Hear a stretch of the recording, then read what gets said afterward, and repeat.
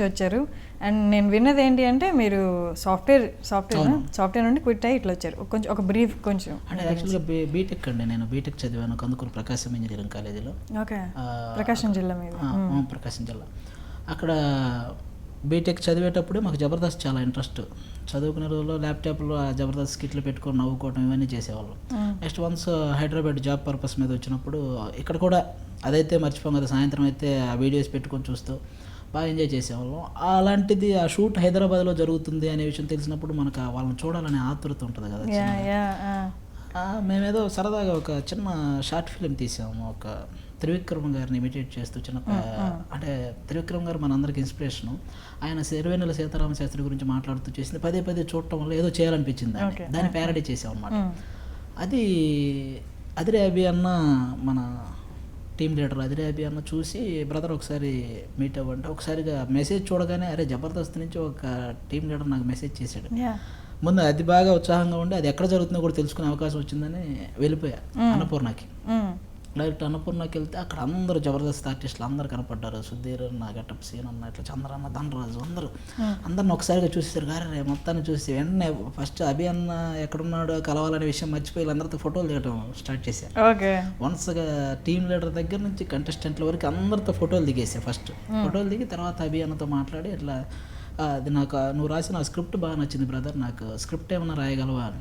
అయ్యో నేనేం script writer లాగా అది రాయలేదంటే, నాకు అసలు ఆలోచన కూడా లేదు, నేనేదో సరదాగా రాశాను, ఇప్పుడు మిమ్మల్ని చూద్దామని వచ్చాను అంతే, మిమ్మల్ని చూశాను చాలా ఎగ్జైటింగ్గా ఉంది అని ఆయనతో కూడా ఫోటో దిగి వచ్చేసాను. నేను వచ్చేసి అది ఫేస్బుక్లో పెడితే యాక్చువల్గా 2 likes వచ్చి, అది 200 likes వచ్చినాయి ఆ ఫోటోలు పెట్టగానే ఫేస్బుక్లో. అంతకుముందు మనం ఎవరు అసలు అంటే ఎవరికి అంత అది ఫోటోకి లైక్ కొట్టాలని అంత ఇది ఉండదు కదా. కానీ నా పక్కన ఒక జబర్దస్త్ ఆర్టిస్ట్ చేరేసరికి లైక్స్ పెరగటం, అరే మనం వాళ్ళ పక్కన ఉంటేనే అంత ఉంటే మనం కూడా వాళ్ళతో ఉంటే టీవీలో ఇంకెంత ఉంటుందో అనే చిన్న ఇది కలిగింది. అది కాక జబర్దస్త్ అభి అన్న నంబర్ నా దగ్గర ఉండిపోయింది.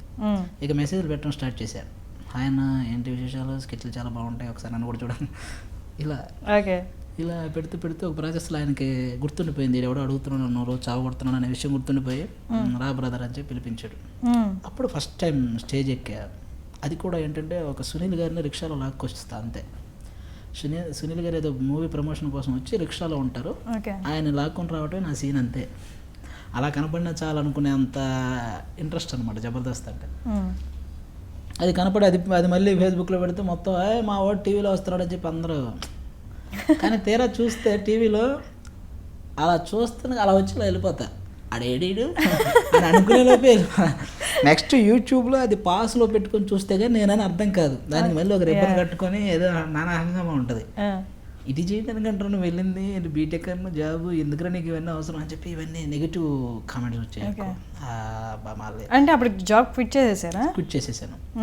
ఇక ఇంట్రెస్ట్ పెరిగిపోయి క్విట్ చేసేసి ఇంకిటే ఇదే ఒకనొక స్టేజ్లో కొంచెం అట్లా ఒక 10-15 స్కిట్లో నిలబడే క్యారెక్టర్లు చేసిన తర్వాత 2 డైలాగ్స్ వచ్చాయి. 2 డైలాగ్స్ చెప్పాలి. 2 డైలాగ్స్ చెప్పిన తర్వాత అవి ఎడిటింగ్లో ఉండేవి కాదు. ఎడిటింగ్ తర్వాత ఎందుకు అవి ల్యాగ్ అనిపించో, లేకపోతే ఆ టైంలో మన అవసరం లేదనిపించో ఎడిటింగ్లో ఉండేవి కాదు. ఇంకా మనం చేసినా కూడా ఎడిటింగ్లో ఉండనప్పుడు, మనమే కనిపించినప్పుడు ఎందుకులే అని మళ్ళీ డ్రాప్ అవుదాం అనుకుని వెళ్ళిపోయా. అవసరం లేదు, మళ్ళీ మన పని మనం చేసుకుందామని వెళ్ళిపోయిన తర్వాత అదేంట్రా మనం 4 ఎపిసోడ్లో కనపడ్డా తీసేసారా, మళ్ళీ ఇవి ఎక్కువైనాయి. అయితే మనం ఎక్కడ పోగొట్టుకున్నాం అక్కడే నిరూపించుకోవాలని మళ్ళీ వెళ్ళి ఈసారి కొంచెం స్ట్రాంగ్గా ట్రై చేశాను. ఈసారి నేనే మధ్యలో డైలాగ్స్ అందించడం వాళ్ళ స్క్రిప్ట్ రాసేటప్పుడు. అది డైరెక్షన్ డిపార్ట్మెంట్ దృష్టిలో పట్టడం, వాళ్ళే చిన్నగా స్క్రిప్ట్ నా చేతికి అప్పగించడం, మొత్తం స్క్రిప్ట్ నేను రాయటం, అది నచ్చటం, నా క్యారెక్టర్ కూడా బాగా నచ్చటం, నాగబాబు గారు నా గురించి పాజిటివ్ కామెంట్స్ చెప్పటం, ఇలా టీమ్ లీడర్. ఆ తర్వాత ఇక్కడ ఈ ఫీల్డ్లోకి వచ్చాక నిలదొక్కునేది చాలా కష్టం అన్నారు. మీరు మళ్ళీ వెళ్ళిపోయి మళ్ళీ వచ్చారు. అండ్ ఈ జబర్దస్త్లో జరుగుతూనే ఉంటుంది నార్మల్గా, బయటకు వెళ్ళి రావడం మళ్ళీ ఉండడం అదంతా. సో బయటికి వెళ్ళి రావడం మళ్ళీ వచ్చి మీరు మళ్ళీ మీ స్క్రిప్ట్ మీరే రాసుకోవడం అంతా చాలా పెద్ద ప్రాసెస్. అంటే ఇక్కడ మీరు రాసుకోవడానికి ఇంట్రెస్ట్ ఉండి రాయడం ఒకటి, మిమ్మల్ని అలౌ చేయడం ఒకటి. అలౌ చేయించాలి కదా ఫస్ట్, నీకు గేట్స్ ఓపెన్ చేస్తే కదా లోపలికి రావడానికి. సో అది కష్టమైందా మీకు? పక్క అంటే ఒక టీంలో ఒక 7-6 ఉంటారండి ఆల్రెడీ అంటి పెట్టుకుని కొంతమంది ఉంటారు. వాళ్ళ మధ్యలో నుంచి మనం ఒక పొజిషన్కి వెళ్ళాలంటే చాలా కష్టం. యాక్చువల్గా ఆ 7 ఉన్నప్పుడు నేను లాస్ట్ పర్సన్ అక్కడికి వెళ్ళి జాయిన్ అయ్యే వాళ్ళ. ఇప్పుడు టీమ్ లీడర్ తర్వాత నెక్స్ట్ ఒక పర్సన్కి ఉంటుంది, నా తర్వాత వీడేరా అని. ఆడుకుంటూ నా తర్వాత వీడారా అట్లా 7 ఉన్నారు. ఆ టైంలో నేను ఆ 7 దాటి వెళ్ళాలంటే ఫస్ట్ ఆయుధం ఏంటంటే స్క్రిప్ట్. ఓకే.